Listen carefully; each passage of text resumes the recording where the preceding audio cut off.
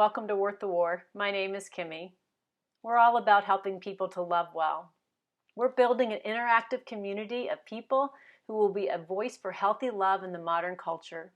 If you think we can do a better job preparing and supporting people for love and relationship, then please help us by supporting this channel. If you haven't already subscribed, please press the subscribe button. Like our videos, share them with anyone you think might be supportive of the ideas that we are engaging with here, and please comment whenever you get the opportunity. That will be very helpful in getting this into the hands of people that haven't already heard of us. It would mean a lot. It's going to be an uphill climb to build another community, but we've been able to do that on other social platforms, and I'm confident we'll be able to do it here as well.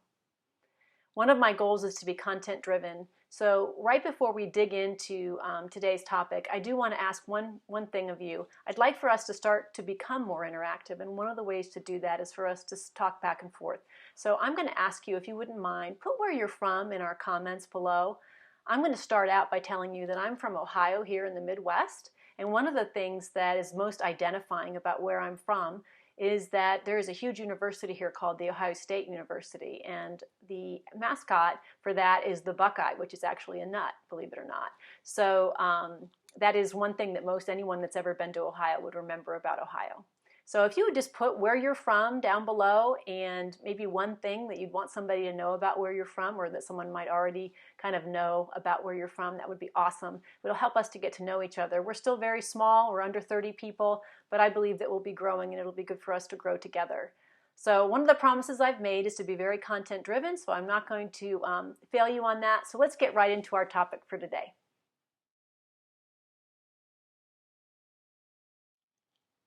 So today we're going to talk about 4 lies that modern culture is teaching us about love and relationship. Whether you're healing from an abusive relationship, preparing to seek love out, learning or relearning about love, or even teaching someone else how to love, I hope you find these to be really helpful. And then we're going to shed some light on them so that you can help avoid some of the pitfalls that they can create.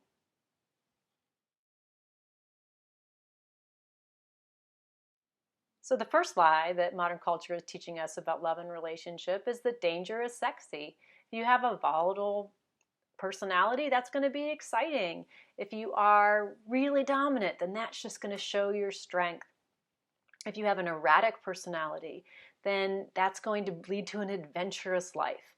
If you love to be really aggressive and create a lot of sexual pain, then that's sexual pleasure to some people. So these kind of messages, they really take us someplace we don't want to go. If we don't step back from them and speak truth to them, that reality is somebody who's dominant is usually operating out of weakness, not strength. Someone who is erratic is generally not going to be somebody who's adventurous. They're usually going to be pulling some pretty serious train wrecks in the future. Somebody who is really controlling is usually operating from insecurity. If they're stalking, they're not in love with you, they're obsessed with you. It's very different. So these kinds of personalities, these kinds of things will actually shrink your world and isolate you. If you talk to anyone who's come out of an abusive relationship, what they generally will tell you is some of the very things that drew them to someone were the very things that were the downfall of their safety, their health, and their love. We need to remember to shed this light on this, because if we don't, more hearts are going to be hurt in the process.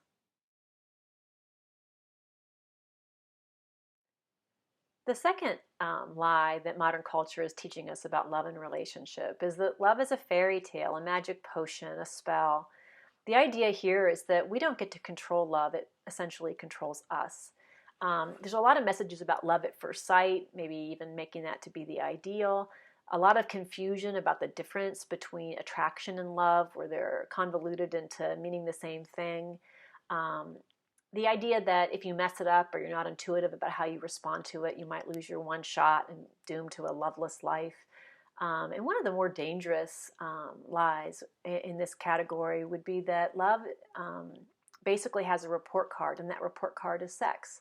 And if the sex isn't good, then the love isn't either. And all of these, when we put them together, it gives us kind of a hopeless and a lack of control about our love life and who we're going to end up with and what that life is going to look like. But if we turn it around and we turn it on its head and we shed some truth and some light into it, we can really change the way we approach this. if we look at the idea of love as controlling us, that is hopeless. But the truth is we do get to control who we love and how we choose to love them. We also can separate out attraction as a force that we experience, but it's not the same as love. And we get to decide whether or not we pursue that attraction or we don't. We get to either feed it or starve it. If we want to pull ourselves away from spending time with someone because we don't think it's a healthy match or relationship, we can actually minimize that attraction by turning our mind to other things and refusing to spend time with them. We can also do the same with love. We can feed or starve it depending on whether or not it's a good match and it's compatible and it's healthy. We also have to remember that we don't have one shot at love. If you're alive and you're watching this video, there's absolutely the chance that you will find someone who is compatible and healthy and good, no matter what your past looks like in love and relationship. And lastly, the idea of love having a report card in sex is just really sad. Sex is actually a skill. It's a set of skills that we can learn, and if we listen and we are give and take, we can actually build a healthy sex life with anyone that we're in love with. So we don't need to feel doomed to any kind of lesser sex life. So it is an expression of how we love one another, and it doesn't have to be less than that or more than that.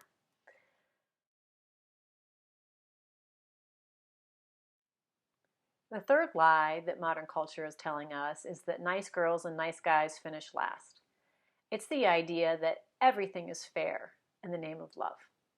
So if somebody is pursuing you and they're willing to break up a relationship, have an affair, then it's okay as long as the person they're cheating with is their authentic soulmate. Or it's okay to lie and manipulate to sabotage relationships if you really are supposed to be with that person. But the truth is, character really is the new sexy. If someone's willing to lie and manipulate and hurt people to get to you, they're absolutely going to be willing to do that to you when the time permits. Be really careful that someone isn't willing to concede their moral high ground just to get what they want, because that's a character issue. That's not a love thing. So it's very important to remember that good guys and good girls really don't finish last. They just won't compete with people who cheat.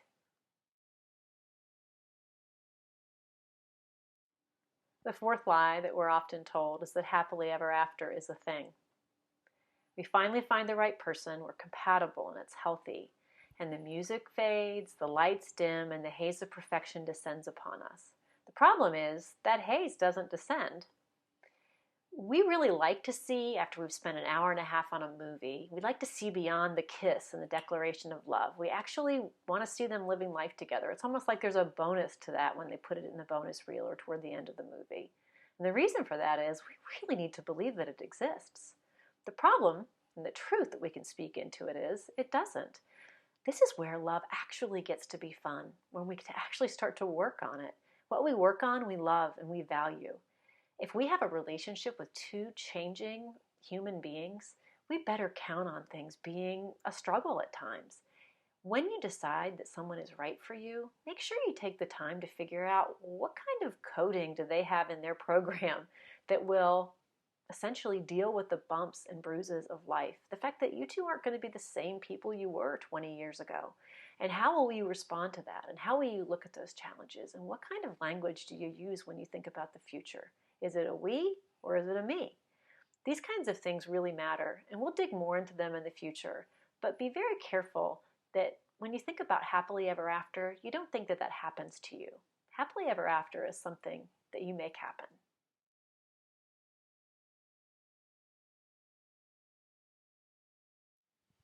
I really hope you found some of this content and these ideas helpful. Please like and subscribe and share, and please remember, put where you're from and something special about that place in the comments so I can get to know you a little better and we can get to know each other. I will be online for the hour after I upload this video so that I'll be able to interact with anybody that wants to. I really look forward to building this community with you. I hope you have a great rest of your week, and we'll see you next week. Thanks for being here.